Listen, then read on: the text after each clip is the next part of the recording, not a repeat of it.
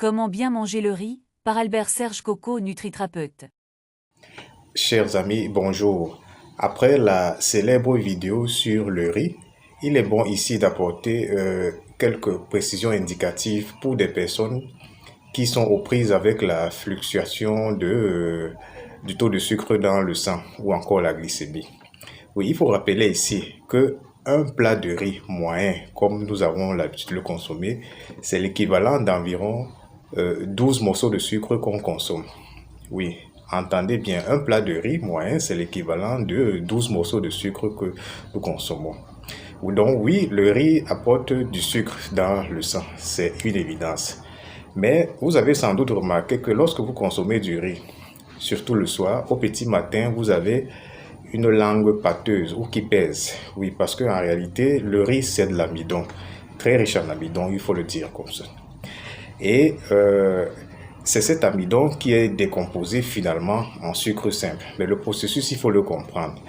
Le riz est riche en amidon et l'amidon, c'est des grosses molécules de sucre. Maintenant, lorsque vous mangez du riz au niveau de la langue, l'amylase salivaire, c'est une enzyme qui décompose cet amidon en maltose. Le maltose n'est pas encore du sucre simple. Le maltose aussi, dans la suite de la digestion, devient du glucose. Donc oui, le riz apporte du glucose à la fin, mais c'est un processus qui se comprend de façon séquencée. Donc quelques astuces simples.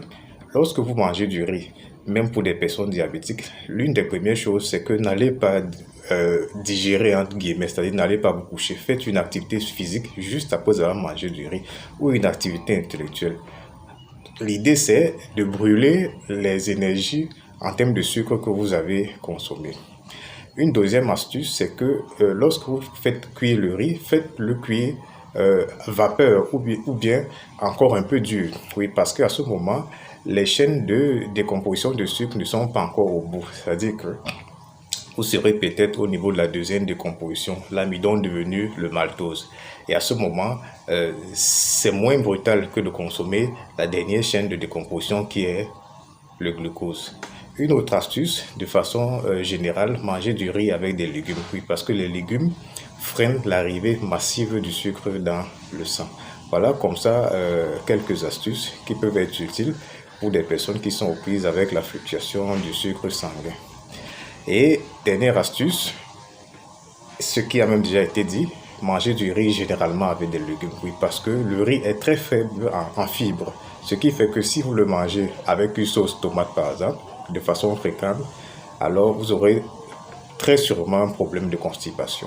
Voilà comme ça quelques astuces à partager sur le riz, qui est un ami et dont il faut juste savoir gérer l'amitié. Bonne santé à tous. Merci.